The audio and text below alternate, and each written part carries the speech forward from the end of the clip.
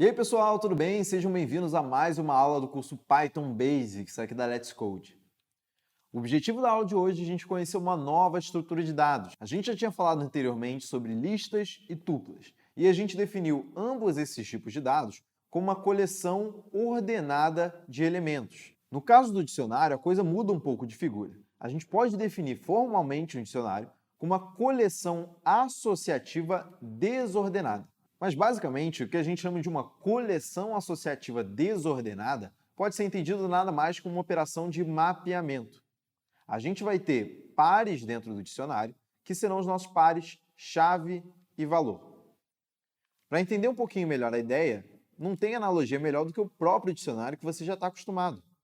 O dicionário da língua portuguesa, o Aurélio, qualquer um que você já tenha tido contato, ele é todo composto de uma única estrutura: verbetes e significados. Os verbetes no dicionário são as palavras que a gente quer definir. E os significados, bom, o significado daquela palavra. Aqui, no dicionário, a coisa é muito parecida. Só que os nossos verbetes vão ser chamados de chaves e os significados serão os valores dessas chaves. Bom, para a gente não estender isso muito para o campo da imaginação, vamos dar uma olhada no Python para ver como é que fica. Bom, na declaração de listas a gente usava colchete. Na declaração de tuplas a gente usava parênteses ou simplesmente listava os nossos valores. No caso do dicionário, a coisa vai mudar um pouquinho. A gente vai utilizar as chaves. Então, por exemplo, eu vou criar uma variável aqui que eu vou chamar de dados cidade. Dados cidade recebe um dicionário, portanto, eu abro e fecho chaves. O próximo passo é só um cacuete meu, que é esse enter aqui, que adiciona um nível de tabulação. No entanto, isso não tem a menor necessidade. É basicamente toque do professor de vocês.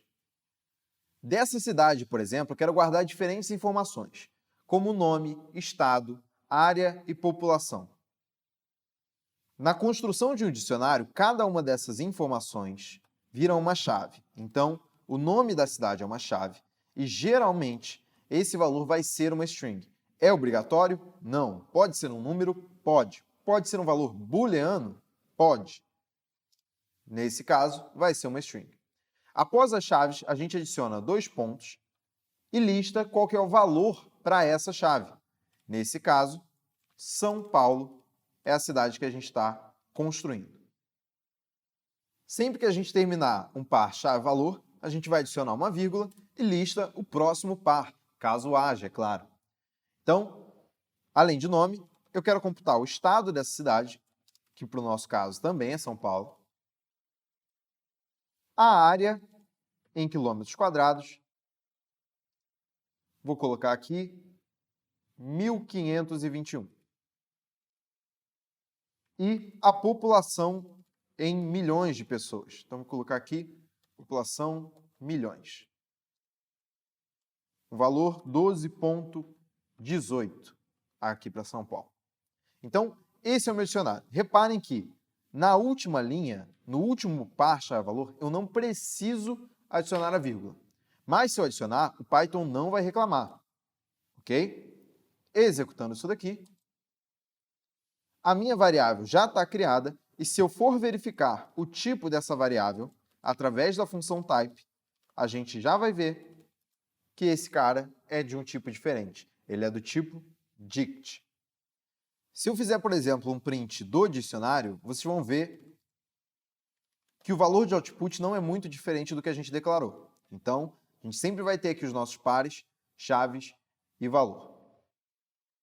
Importante, pessoal, a estrutura de dados do dicionário ela é a mais flexível das que a gente viu aqui. A tupla, claramente, ela é a menos, a gente não consegue fazer nenhuma alteração. Na lista ainda dá para inserir, remover alguns elementos. No dicionário, tudo é relativamente bem livre.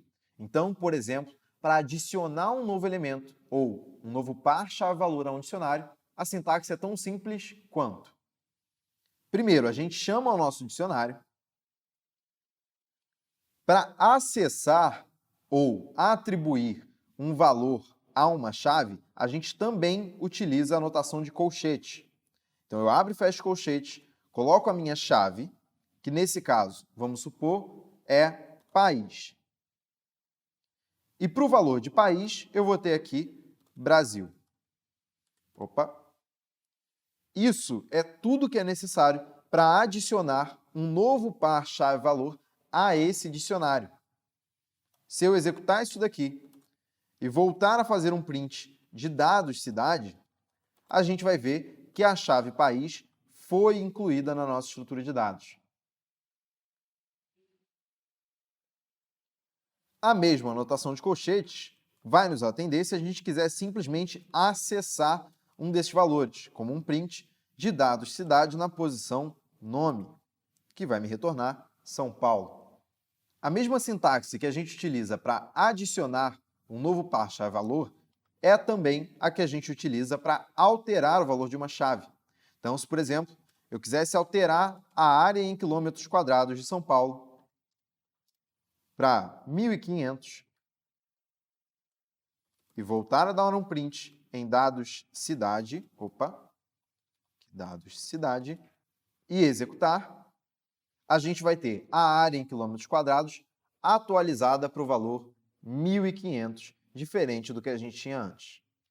Bom, pessoal, assim como nas listas, caso você atribua a uma outra variável o valor de um dicionário e nessa segunda variável você altere alguma propriedade que estava no dicionário original, essa alteração vai se propagar também para o seu dicionário original. Portanto, caso não seja isso o que você queira, você precisa utilizar o método copy do dicionário, que basicamente faz o mesmo papel do método copy da lista. Ele copia todos aqueles valores, permitindo que essa nova variável seja um dicionário ou uma lista completamente independente. Vamos dar uma olhada? Então, eu vou criar uma variável dados cidade 2. Se eu disser que ela recebe o meu dicionário original, que era o dados cidade, e agora eu fizer que dados cidade 2, na posição nome, recebe Santos, vou dar um print em dados cidade 2, e um print agora em dados cidade. Reparem que ambos os dicionários foram alterados. Para que isso não aconteça, eu tenho que utilizar o copy. Então, dados cidade 3 recebe dados cidade.copy. E agora sim, se eu fizer uma alteração em dados cidade 3, como por exemplo, mudar o estado a que pertence para Rio de Janeiro, o meu dicionário original não será alterado em momento nenhum. A concatenação, atualização ou combinação de dois dicionários pode ser feita através do método update para esse tipo. Vamos supor, por exemplo, que eu acabei de receber um dicionário com novas informações sobre a cidade de São Paulo e eu preciso atualizar o meu dicionário original com esses novos dados. Então, eu vou criar um novo dicionário aqui, vou chamar ele de novo de dados, e ele vai ter como uma das suas chaves o valor da população em milhões que a gente já tinha declarado no dicionário anterior, com o valor atualizado agora para 15. Além da população, esse dicionário vai trazer também a data de fundação da cidade. Então, fundação, vou colocar aqui como 25/1/1554. Para você que achou que a aula era só de programação, aqui também é história.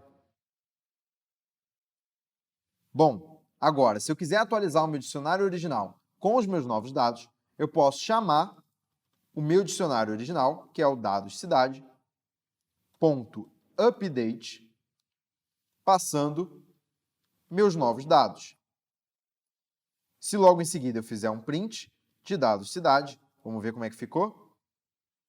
Então, olha lá. Esquecemos só de reatribuir aqui o nome de volta para São Paulo, ignorem por enquanto, mas a nossa população em milhões foi atualizada para 15 e a gente ganhou uma nova chave, que é a fundação, que está aqui como 25/1/1554. Bom, pessoal, nas listas ou nas tuplas, quando a gente tentava acessar uma chave que não existia, o Python sempre retorna para a gente um erro de index out of range. Se eu quisesse, por exemplo, consultar de dados cidade o valor prefeito, Tal qual seria na lista, o Python me retorna um erro de chave, como ele chama aqui, dizendo que essa chave simplesmente não está lá dentro do meu dicionário. Como o dicionário é um tipo de dados extremamente flexível, é natural que esse tipo de coisa aconteça. A gente não tem tanta certeza de que chaves o meu dicionário possui ou não possui ao longo do processo de um programa. Para ajudar a resolver esse problema, tem mais um método de dicionário que eu queria mostrar para vocês, que é o método GET. O método GET ele é basicamente o método de acesso a uma chave. A grande diferença do uso do método GET para o uso de colchete é que, caso aquela chave não exista, ele retorna o valor none do Python, e não um erro. Então, se eu repetir a linha de cima com dados cidade.get prefeito, pedir um print disso aqui, que a gente vai ter como retorno, como dito, é o valor none, o que facilita em muito o nosso teste para ver se aquela variável existe ou não. Afinal, um erro é muito mais difícil de tratar do que um valor nulo. Bom, pessoal, para a gente encerrar, eu quero mostrar 3 métodos para vocês que transformam um dicionário em listas, de diferentes maneiras. O primeiro deles é o método keys, que retorna uma lista de chaves de um dicionário. O segundo, o values, retorna uma lista com todos os valores de um dicionário. E por fim, o método items. Esse método ele retorna uma lista de tuplas contendo cada um dos pares chave-valor contidos no dicionário. Se a gente executar isso aqui para dar uma olhada, está aqui todas as chaves, aqui todos os valores e, por fim, a nossa lista de tuplas combinando todos esses pares. Bom, pessoal, era isso que a gente tinha para conversar sobre dicionários. Muito importante, façam os exercícios dessa aula aqui. Conhecer uma nova estrutura de dados pode ser um baque programador, então é crucial que você pratique bastante. Fechado? Continuem com a gente, continuem animados e eu vejo vocês no próximo vídeo.